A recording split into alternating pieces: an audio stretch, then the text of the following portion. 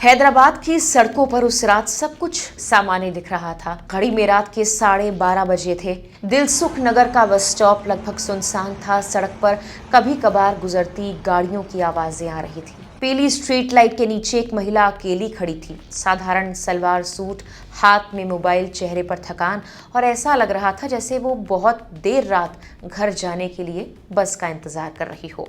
लेकिन उस bus stop पर जो होने वाला था वो किसी क्राइम थ्रिलर फिल्म के सीन से कम नहीं था, क्योंकि वो महिला कोई आम यात्री नहीं थी। वो थी मल्काजगिरी की नई पुलिस कमिश्नर आईपीएस बी सुमति। और उस रात शहर की सबसे बड़ी पुलिस अधिकारी खुद एक अंडर कवर ऑपरेशन पर निकली थी। उनके आसपास दूर दूर खड़े कुछ लोग लगातार नजर रख रहे थे। कोई सिगरेट पीते हुए इधर उधर घूम रहा था, कोई मोबाइल पर बात करने का नाटक कर रहा था, तो कोई चाय की दुकान के पास खड़ा था। देखने में ये सब आम लोग लग रहे थे, लेकिन असल में ये सादे कपड़ों में तैनात पुलिस अधिकारी थे। पूरा इलाका एक गुप्त ऑपरेशन के लिए तैयार था। वी सुमति अकेले बस स्टॉप पर खड़ी रहीं। कुछ मिनट तक सब शांत रहा। फिर धीरे धीरे लोगों की नजरें उन पर टिकने लगी। एक युवक पास आया और बातचीत शुरू करने की कोशिश की। दूसरा कुछ देर तक लगातार घूरता रहा।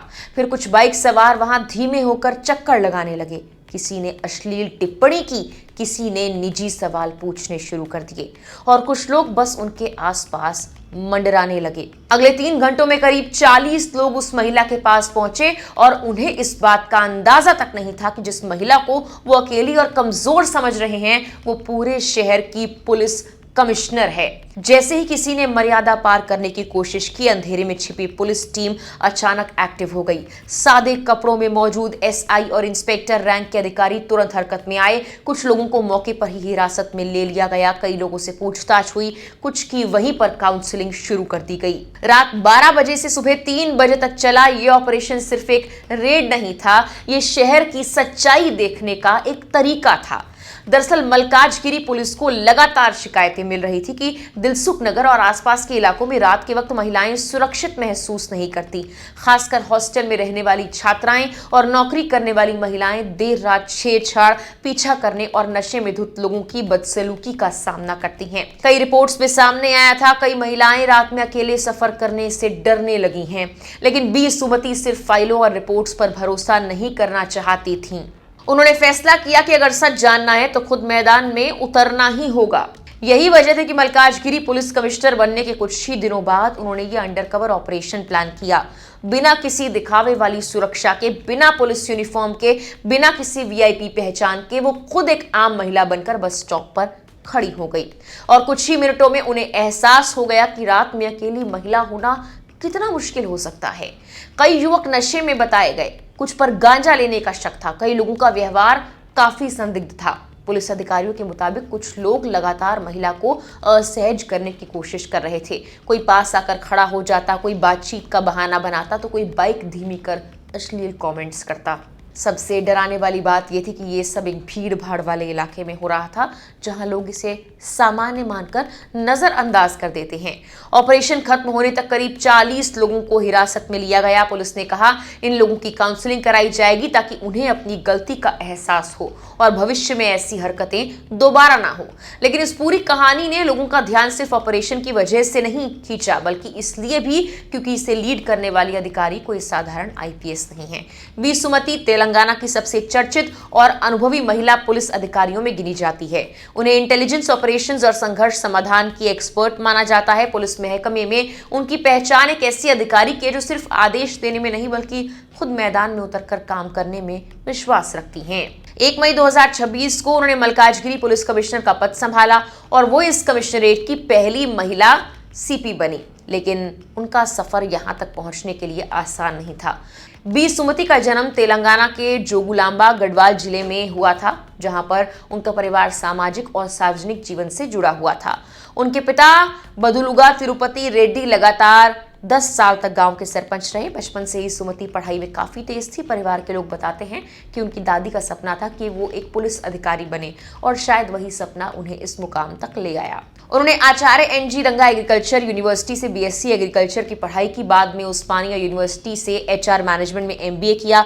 इतना ही नहीं, उन्होंने 2023 में नालसार यूनिवर्सिटी से सिक्योरिटी एंड डिफेंस लॉ में मास्टर्स भी किया। यानी जमीन से जुड़े अनुभव के साथ साथ उनके पास मजबूत अकादमिक समझ भी है। सिर्फ 25 साल की उम्र में उन्होंने डेप्यूटी सुपरिटेंडेंट ऑफ पुलिस यानी डीवाईएसपी के रूप में अपना करियर शुरू किया। उस समय वो अविभाजित आंध्र प्रदेश की पहली महिला डीवाईएसपी बनी और ये अपने आप में बड़ी उपलब्धि थी। लेकिन उनका असली नाम चर्चा में तब आया जब उन्होंने माओवादी इलाकों में काम करना शुरू किया। 2004 में राज्य सरकार और माओवादियों के बीच हुई ऐतिहासिक शांति वार्ता में उन्होंने अहम भूमिका निभाई। बाद में स्पेशल इंटेलिजेंस ब्रांच यानी एसआईबी में रहते हुए उन्होंने एक ऐसी रणनीति तैयार की जिसने तेलंगाना में नक्सल नेटवर्क को कमजोर करने में बड़ी भूमिका निभाई। इसे जीरो स्ट्रैटेजी कहा गया।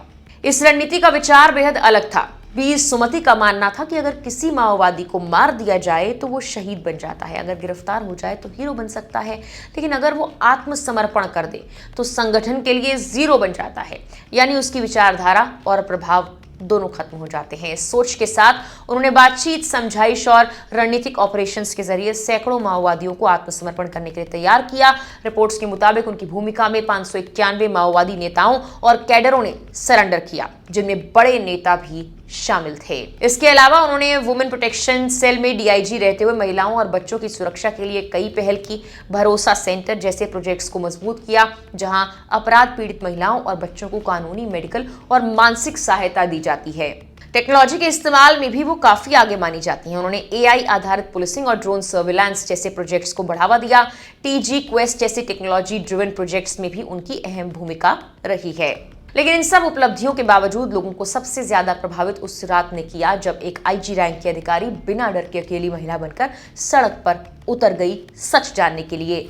सोशल मीडिया पर लोग उन्हें लेडी सिंघम कह रहे हैं। कई लोगों ने कहा कि अगर अधिकारी खुद जमीन पर उतरकर हालात समझेंगे तभी सिस्टम बदलेगा। कुछ लोगों ने यह भी कहा कि ये ऑपरेशन सिर्फ अपराधियों को पकड़ने के लिए नहीं था, बल्कि समाज को आईना दिखाने के लिए था। क्योंकि असली सवाल सिर्फ इतना नहीं कि उस रात 40 लोग पकड़े गए। असली सवाल यह कि आखिर एक महिला को रात में बस स्टॉप पर अकेला देखकर इतने लोग उसे आसान निशाना क्यों समझने लगे। और शायद यही सवाल वीर सुमति पूरे शहर से पूछना चाहती थी। फिलहाल के लिए इस वीडियो में इतना ही।